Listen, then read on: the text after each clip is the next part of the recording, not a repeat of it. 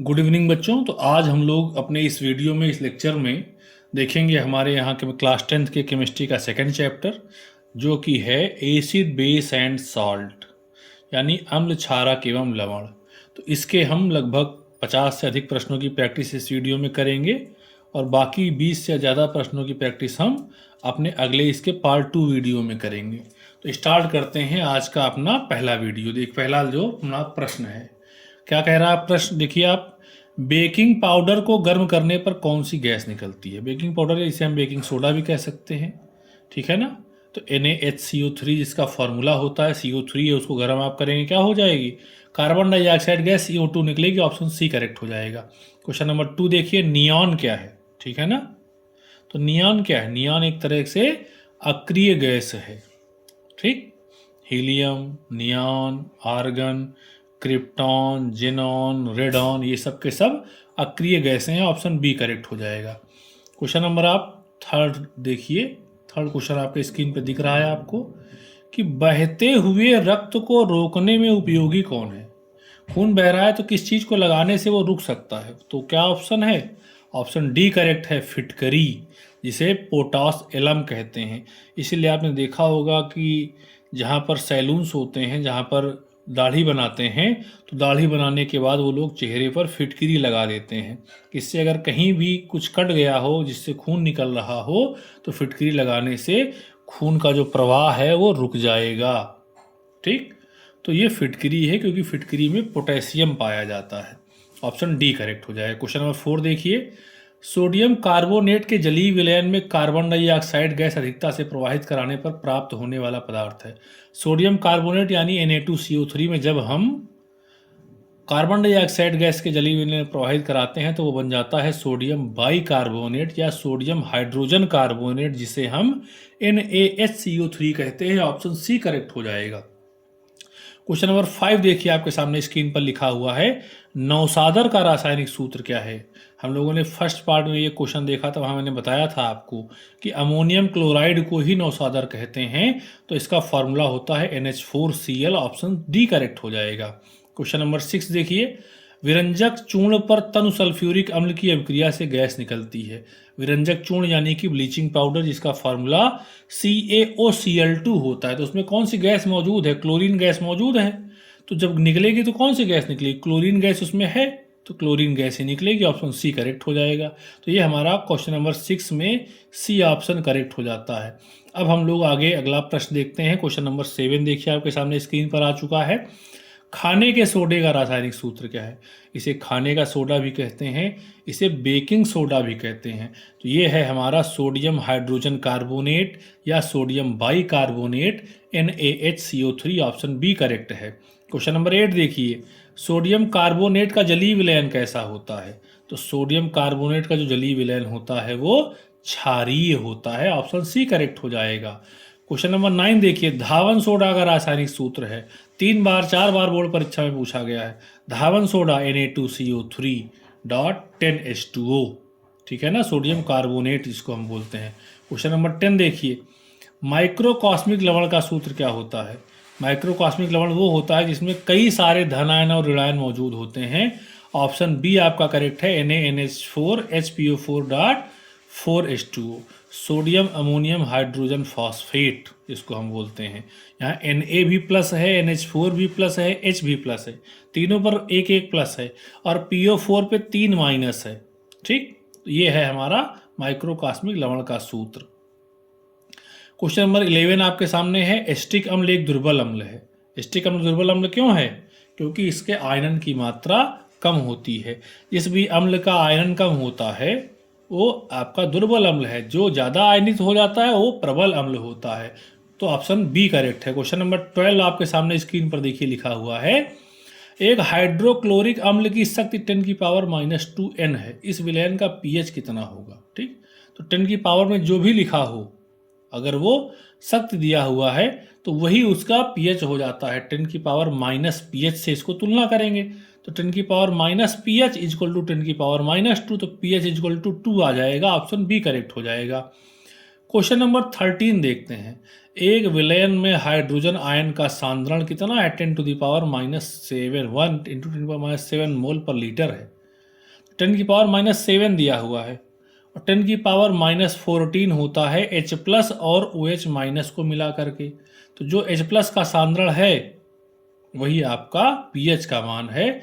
तो 10 की power -pH equal to 10 की पावर -7, तो pH इक्वल टू 7 हो गया। बी ऑप्शन करेक्ट हो जाएगा। क्वेश्चन नंबर 14 आप देखिए, सल्फ्यूरिक अम्ल में अम्लीय हाइड्रोजन परमाणुओं की संख्या कितनी है। सल्फ्यूरिक अम्ल में कितने हाइड्रोजन होते हैं? इसका सूत्र है H2SO4, तो 2 हाइड्रोजन है, ऑप्शन ए करेक्ट हो जाएगा। क्वेश्चन नंबर 15 देखिए, अम्लीय विलयन का पीएच मान कितना होगा। जो भी अम्ल होते हैं उनका पीएच मान 7 से कम होता है, ऑप्शन बी करेक्ट हो जाएगा। क्वेश्चन नंबर हम लोग आ जाते हैं 16 पर। संकर लवण क्या है, आप इसकी ध्यान रखिएगा। संकर लवण में क्या है, हमेशा इसमें आपको बड़ा ब्रैकेट देखने को मिलेगा।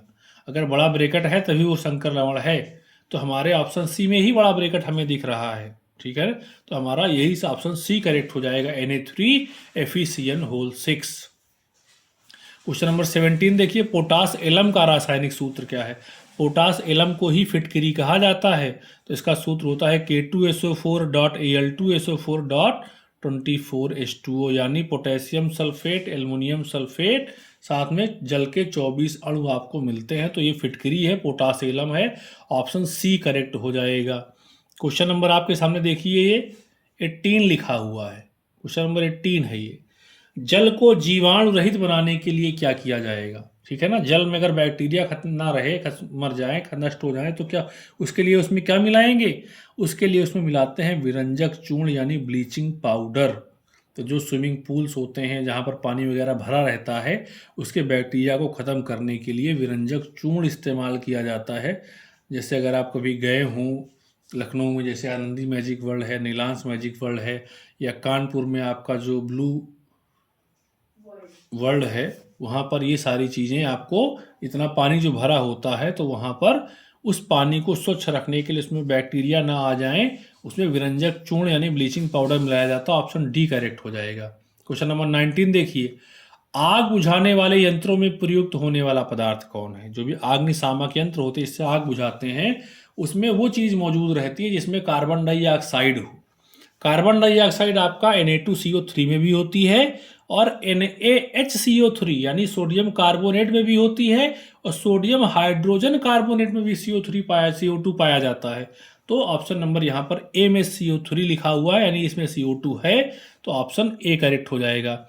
क्वेश्चन नंबर 20 देखिए, एक विलयन में हाइड्रोक्साइड आयन का सांद्रण 10 की पावर -12 है, ठीक है। इस विलयन का पीएच मान क्या होगा, ध्यान रखिएगा। हाइड्रोक्साइड आयन यानी OH आयन का सांद्रण दिया है, ठीक।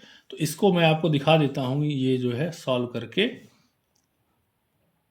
कि फॉर्मूला कहता है H+ और OH-, ये दोनों मिला करके 10 की पावर -14 होना चाहिए। आप ध्यान दीजिए, 10 की पावर H+ और OH- मिला के 10 की घात -14 होना चाहिए। क्वेश्चन कह रहा है कि हाइड्रोक्साइड आयन जो दिया है ये OH, ये अकेले ही 10 की पावर -12 है, तो इसका मतलब -14 होना है। तो H+ कितना बचा फिर, इसका मतलब H+ कितना है, 10 की पावर -2 है, तो 10 की पावर -2 H+ का हो जाएगा, और आपका -12 जो है वो OH- का हो जाएगा, तो 10 की पावर -14 हो जाएगा। तो इसका मतलब हाइड्रोजन आयन का सांद्रण है 10 की पावर -2, और इसको तुलना करेंगे किससे, 10 की पावर -pH से। तो देखिए pH की जगह यहाँ क्या आ गया, 2 आ गया, तो इसलिए हमारा ऑप्शन नंबर 20 में ए, जो ए ऑप्शन है वो बिल्कुल करेक्ट हो जाता है, ठीक है ना। अब मैं एक बार इसको, आप इसको समझ गए होंगे, नोट कर लीजिए इसको बुक में। अब मैं इसको मिटा देता हूँ, तब फिर हम लोग अपना क्वेश्चन नंबर जो 21 है उसे देखेंगे। क्वेश्चन नंबर 21 भी एक अच्छा प्रश्न है। तो देखिए आपके सामने स्क्रीन पे लिखा हुआ है 21, निम्न में से कौन सा पदार्थ ऊर्ध्वपातन का गुण प्रदर्शित करता है, ठीक है ना। ऊर्ध्वपातन का मतलब वही, जब कोई ठोस पदार्थ वो गर्म किया जाए और वो द्रव में ना बदल करके सीधे गैस में परिवर्तित हो जाता है, तो इस अभिक्रिया को ऊर्ध्वपातन कहते हैं और ऐसे पदार्थों को ऊर्ध्वपातज पदार्थ कहा जाता है। तो ये गुण है अमोनियम क्लोराइड यानी NH4Cl यानी नौसादर का ऑप्शन सी करेक्ट हो जाएगा। अब हम लोग क्वेश्चन नंबर 22 में आते हैं। H2SO4 के जलीय विलयन का pH मान, H2SO4 सल्फ्यूरिक अम्ल प्रबल अम्ल है और अम्लों का जो pH मान है वो 7 से कम होता है, तो ऑप्शन नंबर आपका बी करेक्ट हो जाएगा। क्वेश्चन नंबर हम लोग आते हैं 23 में, कैल्शियम फॉस्फेट का सूत्र क्या है, तो वो है हमारा ऑप्शन नंबर सी, Ca3PO4 का होल ट्वाइस। क्वेश्चन नंबर 24 देखिए, क्षारीय विलयन का pH मान क्या होता है। क्षारीय विलयन का pH 7 से जो है ज़्यादा होता है, ठीक है ना। इसमें बुक में उत्तर गलत लिखा था तो मैं आपको सही टिक कर देता हूँ कि क्षारीय विलयन जो होते हैं उनका pH मान 7 नहीं होता है। 7 तो उदासीन का है, तो 7 नहीं होगा, क्या होगा 7 से अधिक। क्षारीय विलयन का pH मान 7 से ज़्यादा होता है। क्वेश्चन नंबर आप 25 देखिए, विरंजक चूर्ण का सूत्र क्या है। विरंजक चूर्ण यानी CaOCl2, ठीक। तो ऑप्शन बी आपका बिल्कुल देखिए, बी ऑप्शन एकदम करेक्ट हो जाएगा। क्वेश्चन नंबर 26 देखिए, जिंक चूर्ण पर तनु सल्फ्यूरिक अम्ल की क्रिया से गैस निकलती है। इस प्रश्न को हम लोगों ने फर्स्ट चैप्टर में बहुत पढ़ रखा है कि जिंक यानी Zn किसके साथ अभिक्रिया करा रहे हैं, H2SO4 के साथ में अभिक्रिया करा रहे हैं। जब Zn के अभिक्रिया H2SO4 के साथ होगी तो जिंक क्या करेगा, H2 को बाहर कर देगा, तो हाइड्रोजन गैस निकलेगी। ऑप्शन नंबर ए आपका बिल्कुल करेक्ट हो जाएगा, ठीक। तो अब हम लोग देखते हैं अपना अगला जो हमारा प्रश्न है क्वेश्चन नंबर 27 पर। Na2CO3 का प्रचलित नाम क्या है, या Na2CO3.10H2O का प्रचलित नाम क्या है, तो इसे हम धावन सोडा कहते हैं। ऑप्शन सी करेक्ट हो जाएगा। क्वेश्चन नंबर 28 देखिए, निम्नलिखित में क्षार धातु कौन सी है, ठीक है ना। क्षार धातु यानी अल्कली मेटल जिनको कहते हैं, ऑप्शन नंबर आपका ए यानी सोडियम जो है वो एक क्षार धातु है, ठीक है ना। सोडियम हो गया, पोटेशियम हो गया, लिथियम हो गया, ये सब क्षार धातुएं हैं। क्वेश्चन नंबर 29 देखिए, क्षार धातुएं कौन है, तो आपका ऑप्शन नंबर हो जाएगा बी करेक्ट है, लिथियम, सोडियम और पोटेशियम, ये करेक्ट हो जाएगा बी ऑप्शन। क्वेश्चन नंबर 30 देखिए, 25 डिग्री सेल्सियस ताप पर शुद्ध जल का pH मान कितना होगा, तो शुद्ध जल का pH मान होता है 7 यानी उदासीन। ऑप्शन डी करेक्ट हो जाएगा 7। क्वेश्चन नंबर 31 आपके सामने आ चुका है। कॉलम ए में दिए गए पदार्थों का सुमेलन कॉलम बी में दिए गए पदार्थों के अनुप्रयोगों से कीजिए। यानी एक तरफ कॉलम ए में कुछ यौगिक लिखे हैं, एक तरफ उनका इस्तेमाल कहाँ होता है ये लिखा है। सबसे पहला प्लास्टर ऑफ पेरिस, जिसे POP कहते हैं, इसका इस्तेमाल मूर्तियों के निर्माण में होता है। या हो सकता है आप कुछ लोगों के घर गए हो तो आपने उनके छत में देखा होगा, तो छत की तरफ कुछ डिजाइन वो बना करके रखते हैं, ठीक। जो इसमें डिजाइन होती है उसमें भी POP का इस्तेमाल होता है। तो मूर्ति के निर्माण में यानी आपका ए ऑप्शन जो है वो सेकंड से मिलेगा। कास्टिक सोडा NaOH का निर्माण जो है इस्तेमाल कहाँ होता है, साबुन के निर्माण में होता है। तीसरा है सोडियम बाइकार्बोनेट का इस्तेमाल प्रति अम्ल यानी अम्ल पेट की अम्लता को खत्म करने में किया जाता है। ब्लीचिंग पाउडर का इस्तेमाल कहाँ होता है, जल के अंदर बैक्टीरिया को खत्म करने में यानी कीटाणुनाशक में।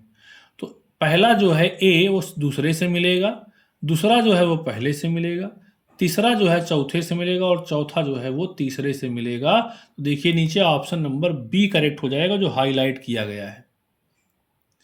32 सवाल पे आते हैं, निम्नलिखित में से मेथिल ऑरेंज मिला लेने पर कौन सा लाल हो जाता है। मेथिल ऑरेंज का इस्तेमाल अम्लों की पहचान करने में किया जाता है।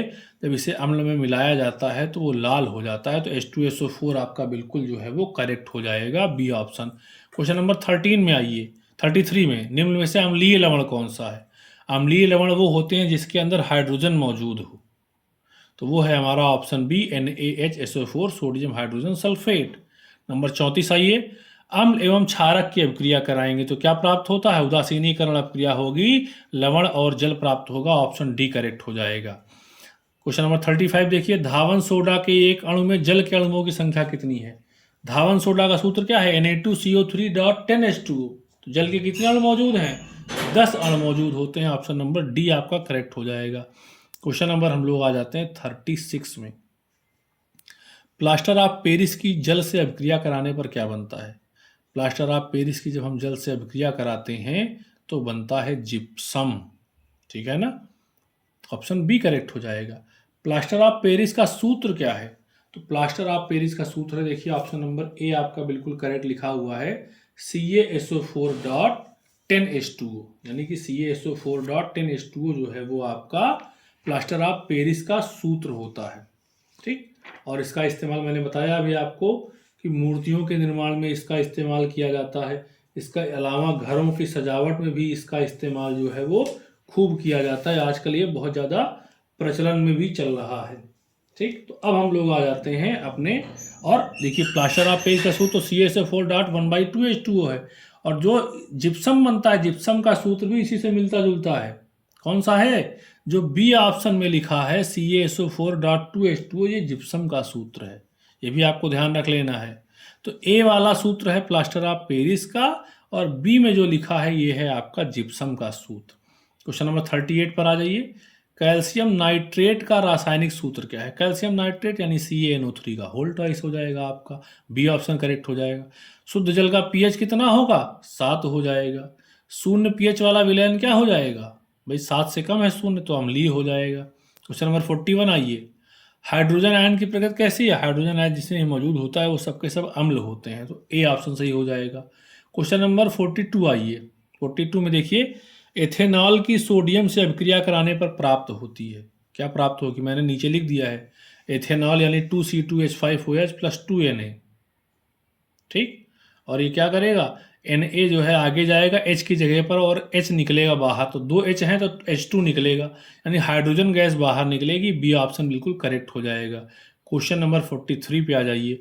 उदासीन घोल का पीएच मान कितना होगा? उदासीन चीज़ों का पीएच मान 7 होता है, ऑप्शन ए करेक्ट हो जाएगा।